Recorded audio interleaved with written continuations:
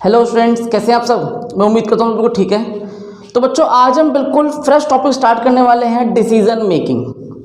Decision making में आपको decision लेना है, कोई चीज़ एक्सेप्ट करनी है या नहीं करनी। डिसीजन तो कई तरह के हो सकते हैं। आप घर में भी, जैसे आप सपोज घर में भी रहते हैं, घर में कई तरह के डिसीजन लेने पड़ते हैं ना, कि नहीं तू शादी में नहीं जाएगा, तू शादी में जाएगी। और सोचते हैं कि डिसीजन लेना पड़ रहा है, नहीं हम घूमने जा रहे हैं, उसको छोड़ दो, उसको 12वीं का पेपर चल रहा है, डिसीजन लेना पड़ रहा है, टिकट निकल, कई के डिसीजन कई तरह के हो सकते हैं घरों के अंदर भी, बाकी बिजनेस में भी कई तरह के हैं। तो यहाँ इस टॉपिक में आपको डिसीजन की बात करनी है, डिसीजन लेना है, ठीक है। अब चाहे डिसीजन होना चाहिए कोई चीज़ एक्सेप्ट करने के लिए या उसे रिजेक्ट करने के लिए, कई तरह के डिसीजन हो सकते हैं। देखो, ये चैप्टर आपको तभी समझ में आएगा जब आपको स्टैंडर्ड पढ़ रखा हो आपने, जब आपने बजट पढ़ रखा हो और जब आपने मार्जिनल कॉस्टिंग पढ़ रखा हो।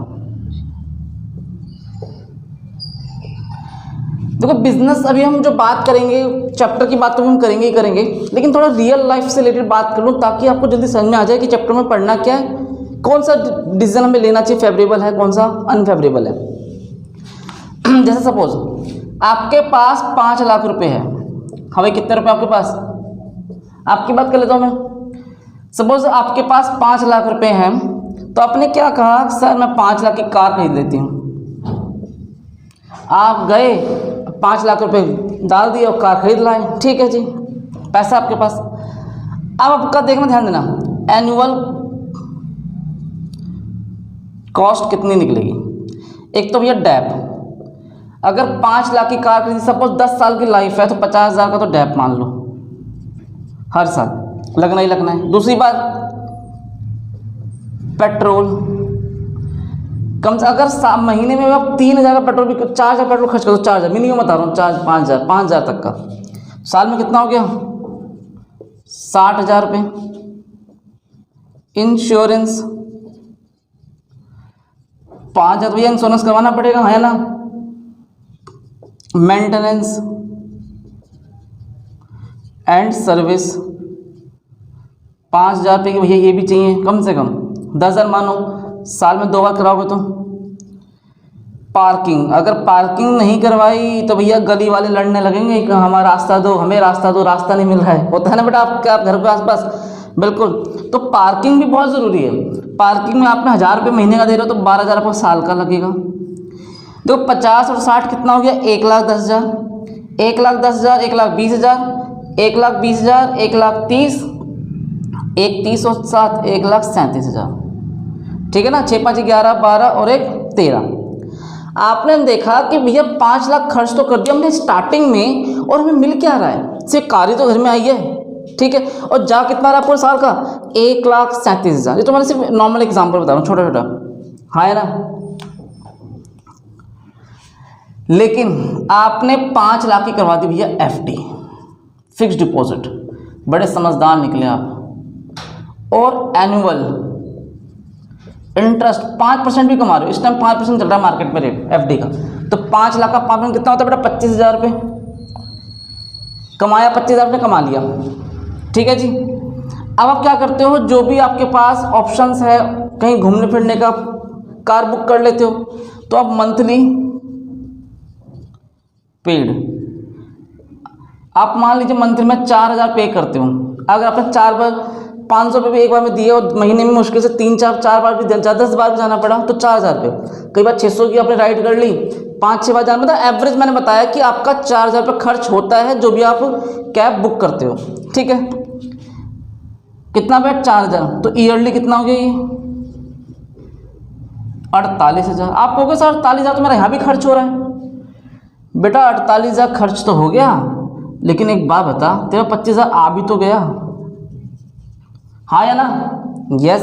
0 0 0 3 2 23,000। एक बात बताओ, यहाँ मेरा 5 लाख बिल्कुल डिपॉजिट है, सेफ है, कोई दिक्कत नहीं। 5 लाख में 5 साल बाद भी मेरा 5 लाख ही होगा, और आज भी मेरा 5 लाख है, कोई फर्क पड़ा है इस बात पर नहीं। और मुझे हर साल कितना खर्च करना पड़ा, केवल 23,000 रुपये खर्च करना पड़ रहा है हर साल। अगर मैं ऑन एन एवरेज 48,000 को छोड़ो, गोली मारो, जैसे 50,000 कर दो, 25 गया, 25 मान लो। अभी भी देख लो, अगर मैं 25,000 खर्च करता हूँ, मैं अगर कोई कैब वगैरह बुक करता हूँ तो 25,000 खर्च करता हूँ पूरे साल में, घूम फिर के आ जाता हूँ। यहाँ कितना खर्च करना पड़ रहा है मुझे, 1,37,000। अब बताओ आपके लिए कौन सा डिसीजन लेना पड़ेगा। देखो ये डिसीजन इन्वेस्टमेंट डिसीजन है जो हमने फाइनेंशियल मैनेजमेंट को पढ़ाया था, लेकिन यहाँ मैं इसलिए समझाना चाहता हूँ तब कि आपके मन में बात सेट हो जाए कि डिसीजन कैसे लिया जाता है। तो आप में से कितने बच्चे ऐसे हैं जो अभी भी ये कहेंगे कि भैया कार लेनी चाहिए, और कितने बच्चे ऐसे हैं जो ये कहेंगे नहीं भैया कार वार छोड़ो, FD कराओ और कैब वगैरह से घूमने चलेंगे। हाँ जी बिल्कुल राइट। आप क्या ऑप्शन एक्सेप्ट करना चाहते हैं कि ये वाला ऑप्शन अडॉप्ट करेंगे, क्योंकि आपको दिख रहा है भैया फ़ायदा है, कोई नुकसान नहीं है इसके अंदर। आपका पैसा बिल्कुल सेफ पड़ा भी है, उस साल का 25,000 ही खर्च हो रहा है, कोई बात नहीं, घूम फिर के आ गए। यहाँ तो देखो बर्बाद हो रहे हो, पेट्रोल भी चाहिए, देखो यहाँ क्या पार्किंग चाहिए क्या, नहीं। आपको क्या मतलब है वो बंदा कैब वाला कहीं भी पार्क करे उसकी हेडेक है, इंश्योरेंस आपको टेंशन है क्या, नहीं। आपको उसकी मेंटेनेंस की टेंशन है क्या, बिल्कुल नहीं। लेकिन यहाँ अगर आप घर पे भी खड़ी रखोगे ना बेटा उसको, कार को भी लाके, तब भी उसका डैब लगेगा ही लगेगा, उसका इंश्योरेंस देना ही पड़ेगा। बात समझ में आ रही है? उसका पोल्यूशन चेक करवाना ही पड़ेगा। क्या कर लोगे आप, खर्चे तो करने ही पड़ेंगे ना। वही बात इधर है। तो यही ऐसा ही होता है डिसीजन, इसी को डिसीजन बोलते हैं। तो डिसीजन मेकिंग वाला चैप्टर बहुत इंटरेस्टिंग रहने वाला है आप बच्चों के लिए, काफ़ी इंटरेस्टिंग है और मुझे भी बहुत अच्छा लगता है चैप्टर। देखो यहाँ पे ना डिसीजन लेना है, यहाँ पे अपना दिमाग चलाना है। ऐसा नहीं एकदम तुक्का, हाँ आंसर निकाला, हाँ लिख दिया, बस ठीक है हो गया काम खत्म, रट लिया काम चल गया, नहीं। यहाँ तो भैया दिमाग का खेल है सारा। दिमाग से सोचो समझो, आपको बेनिफिट लग रहा है तो एक्सेप्ट करो, आपको नहीं लग रहा है तो रिजेक्ट कर दो, बस सिंपल। एक एग्जाम्पल के थ्रू समझते हैं जो आपको पढ़ना है। अब ये एग्जाम्पल तो बेटा मैंने ऐसे ही दिया था रफली, आपको सिर्फ रियल लाइफ से समझाने के लिए कि आपके दिमाग में घुस जाए वो बात मैं समझाना चाह रहा हूँ। ठीक है जी, देखिए समझना, एक फैक्ट्री है, वहाँ 10,000 यूनिट बन सकती है, 10,000 यूनिट बनाने की कैपेसिटी है, ठीक है। लेकिन कंपनी केवल 80% कैपेसिटी काम करती है, ठीक है जी। तो 10,000 का 80% कितना हो गया, 8,000। कंपनी केवल 8,000 यूनिट प्रोड्यूस करती है, केवल 8,000 यूनिट, और बेचती भी 8,000 है। देखो ज़्यादा बनाने का क्या मतलब है जब बिकता ही 8,000 के आसपास है, ठीक है, समझ में आया।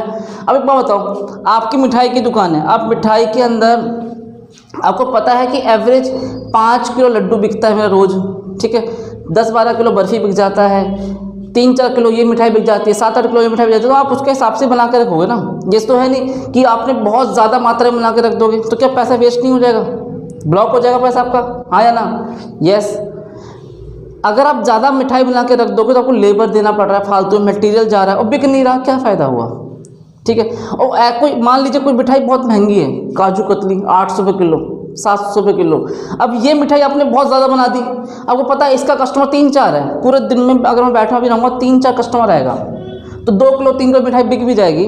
और अब बना के रख लो काजू कतली 50 किलो, अरे क्या फ़ायदा इतना महंगा मिठाई बनाने का, पैसा वेस्ट है कि नहीं, नहीं। सही बात है, समझ आया। तो जितना आपको लगता है कि ज़रूरत है आप उसके अकॉर्डिंग प्रोड्यूस करते हो, फिर सेल करते हो, ठीक है। फिर ज़रूरत पड़ेगी फिर बना लेंगे, ये तो करते हो। आपने, मैं एग्जांपल अपने मन से दे रहा हूँ बेटा, 8,000 यूनिट बेचा 10 रुपये के हिसाब से, 80,000 रुपये आ गया। इसे बनाने में मटेरियल खर्च होगा, 8,000 यूनिट बनाने पर 3 रुपये मटेरियल का लगता है, 24,000 रुपये। डायरेक्ट लेबर 2 रुपये की लेबर लगती है, 16,000 रुपये। वेरिएबल ओवरहेड 1 रुपये के हिसाब से 8,000 रुपये। हाँ कितने खर्चे हो गए, 24, 16 और 8 24, 24 48,000 खर्च हटा दो तो 32,000 बचेगा। समझ में आया कैसे आया, 3, 2, 5 और 6 रुपये माइनस कर दूंगा 10 में, तो कितना 4 बचेगा, ये आ गया कॉन्ट्रीब्यूशन। देखो ये क्यों निकल रहा है, क्योंकि आपने ये चैप्टर पढ़ रखा है मार्जिनल कॉस्टिंग, उसी का लिंक है इसी से।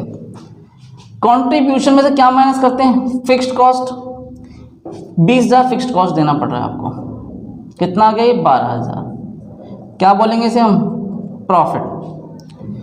आप कह रहे हो कि सर 12,000 डिवाइड बाय 8,000 यूनिट बेचते हैं हम, 1.5 पर यूनिट,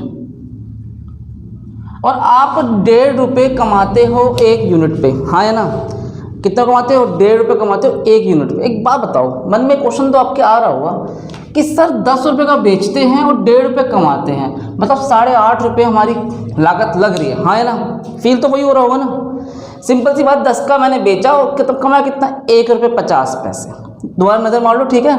32 में से 20 गया 12, 24 और 16 40 48, 48 2 50, 50 3 80, ठीक है ठीक है ठीक है, कोई डाउट मन में?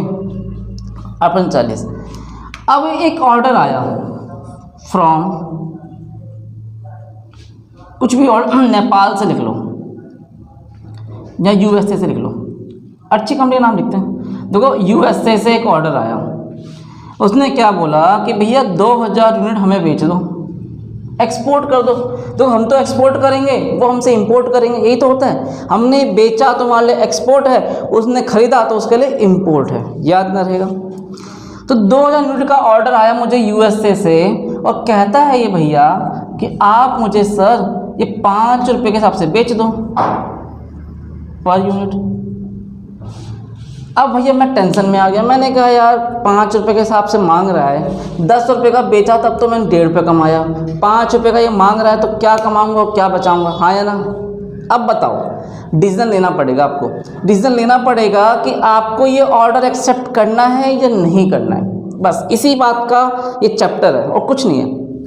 एक बात और ध्यान देना बच्चों, डिसीजन लेने से जिन बातों पे इफेक्ट पड़ेगा केवल आपको वही लेना है, समझ में? डिसीजन लेने से जिन बातों पे इफेक्ट पड़ेगा केवल आपको उसी को देखना समझना है, और जिन बातों पे आपके डिसीजन से कोई फर्क नहीं पड़ने वाला उस पर आपको कोई ध्यान देने की ज़रूरत नहीं, उसे हटा देंगे, समझा है? अभी हम बात करेंगे तो हम समझाएंगे आपको।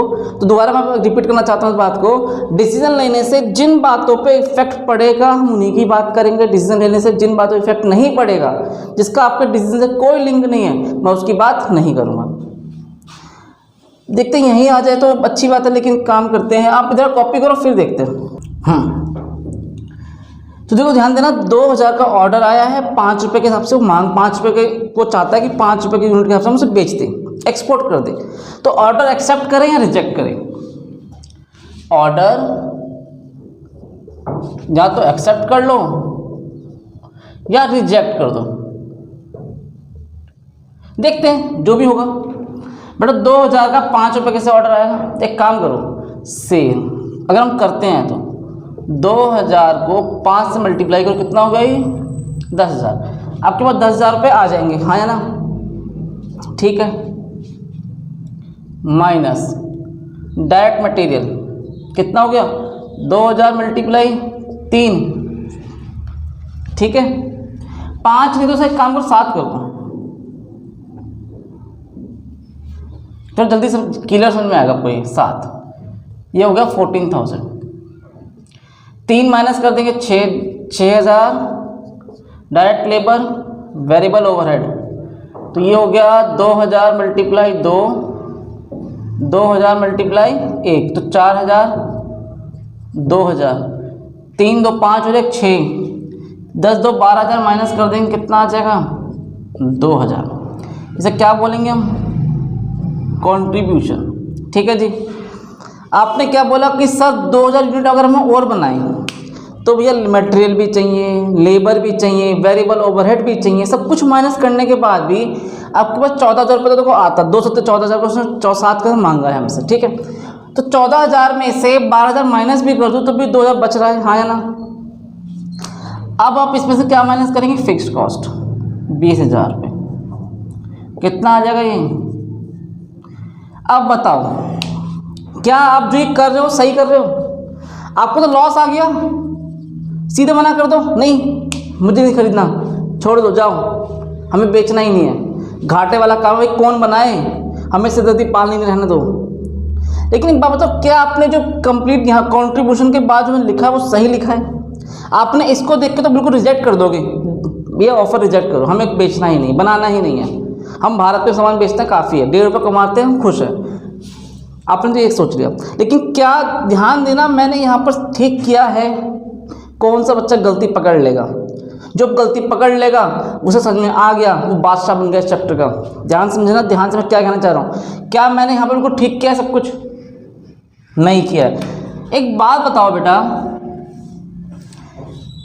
जब आप इसमें से देखो ध्यान देना, जब आप 8000 यूनिट बना रहे हो तब भी तो आपका फिक्स कॉस्ट कितना जा रहा है 20000, ठीक है। तो जब आपके 100% कैपेसिटी है, आप 80% यूज़ कर रहे हो, 20% आपके लिए अगर ऑर्डर 2000 यूनिट के लिए और ऑर्डर आ जाता है तो क्या आपके पास फिक्स्ड कॉस्ट में कोई फ़र्क पड़ेगा? देखो रेंट फिक्स्ड कॉस्ट क्या होता है, प्रोडक्शन बढ़े तब भी कोई फर्क नहीं पड़ता, प्रोडक्शन घटे तब भी फर्क नहीं पड़ता, ठीक है।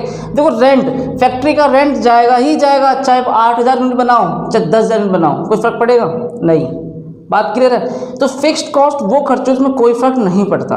तो आपके डिसीजन से इस फिक्स्ड कॉस्ट पे कोई फर्क पड़ने वाला नहीं है। ये तो भैया ऑलरेडी वैसे भी जाएंगे जब 8000 बनाओगे, तो फिक्स्ड कॉस्ट मुझे माइनस करने की कोई ज़रूरत यहाँ पर नहीं है, क्योंकि यहाँ फिक्स्ड कॉस्ट देखने वाली बात नहीं है, क्योंकि ऑलरेडी 20000 हम माइनस कर चुके हैं, ठीक है। अगर आप ये एक्स्ट्रा यूनिट बनाते हो, एक बात बताऊँ आपको एग्जांपल दूँ, अगर आप 10 मिठाई बेचते हो, ठीक है, तब भी आपका रेंट रूंट जो भी जा रहा है छोटे मोटे खर्चा आप कर ही रहे हो, फिक्स खर्चे तो कर ही रहे हो। एक चौकीदार बैठा रखा है, रेंट जा ही रहा है आपके 3-4 खर्चे जो फिक्स्ड है वो दे ही रहे हो। लेकिन अगर आप 2 मिठाई एक्स्ट्रा रख लोगे तो क्या कुछ फ़र्क पड़ जाएगा क्या? हाँ या ना? नहीं। ये तो ना फिक्स्ड कॉस्ट, अरे फिक्स्ड कॉस्ट तो वही रहेगी। फिक्स्ड कॉस्ट में क्या चेंज हो जाएगा? प्रोडक्शन ज़्यादा, अब मैं आपके पास 10 बच्चे पढ़ा रहा हूँ तभी मेरा वही रेंट जा रहा है, 5 पढ़ाऊँ तब भी वही रेंट जाता, 15 पढ़ाऊँ तब भी वही रेंट जाएगा। तो फिक्स्ड कॉस्ट पर कोई फ़र्क पड़ने वाला नहीं है। तो अगर आपने ये ऑर्डर एक्सेप्ट कर भी लिया तो आपके पास फिक्स्ड कॉस्ट देने की कोई ज़रूरत नहीं है, वो तो ऑलरेडी इसमें शामिल है। वो तो देखो रेंट जाएगा ही जाएगा, सब कुछ जाएगा, आपको अलग से रेंट दिखाने की कोई ज़रूरत नहीं है। हाँ, ये हो सकता है थोड़ा एक्स्ट्रा चार्जेस जो भी क्वेश्चन में दिया जाएगा वो हमसे माइनस कर देंगे, ठीक है। लेकिन आप फिक्स्ड कॉस्ट की बात करो, यहाँ माइनस करने की वो नहीं करेंगे। चाहे रेंट हो, चाहे वॉचमैन की सैलरी हो, इंटरेस्ट हो, कुछ भी खर्चे जो भी फिक्स्ड कॉस्ट की बात करते हैं। कितना प्रॉफिट कमाया आपने यहाँ पर? 2000 रुपये। तो 2000 डिवाइड बाय 2000 कितना जगह? 1 रुपये पर यूनिट। अब एक बात बताओ, क्या मुझे ये ऑर्डर एक्सेप्ट कर लेना चाहिए? हाँ या ना? 7 रुपये में ऑर्डर बुराई तो नहीं है। अगर 20% काम हमारा और हो जाएगा और 1 रुपये में 1 रुपये कमा लेंगे तो कोई 1 रुपये में अगर हम 1 रुपये प्रॉफिट कमा रहे हैं, क्या कमा रहे हैं? Profit per unit. तो हमें ऑर्डर एक्सेप्ट करना चाहिए कि नहीं करना चाहिए? करना चाहिए, क्योंकि अगर 7 का बेच भी देंगे तब भी मुझे 1 रुपये यहाँ मिलने वाला है। हमें ऑर्डर क्या करेंगे? एक्सेप्टेड। तो देखो स्टार्टिंग में देख के तो आपको होश उड़ गए थे कि सर जब 10 का बेचा था तो 1.5 कमाया, 8.5 रुपये बनाने पर खर्च कर दिए। अब 7 का बेचेंगे तो घाटे में जाना पड़ेगा, क्या जरूरत है बनाने की? लेकिन नहीं, आपको समझना है, आपको उसकी कैलकुलेट करके आपने देखा, आपने गहराई जानी, तब आपको समझना नहीं यार 1 रुपये तो प्रॉफिट हो रहा है, क्योंकि जो फिक्स्ड कॉस्ट हम यहाँ माइनस कर रहे थे वो यहाँ देने की कोई ज़रूरत नहीं है, ऑलरेडी हम फिक्स्ड कॉस्ट दे चुके हैं। बात समझ आ रही है? तो इस एक्स्ट्रा 2000 यूनिट के लिए हम प्रोडक्शन करेंगे तो मुझे 1 रुपये का फ़ायदा होगा ही होगा। तो हमें क्या करना चाहिए? ऑर्डर एक्सेप्ट करना चाहिए। बस यही बातें हैं जो थोड़ा घुमा फिरा के आप इस चैप्टर्स में है और जो क्वेश्चन हम डिस्कस करने वाले हैं। तो इसे कॉपी करो।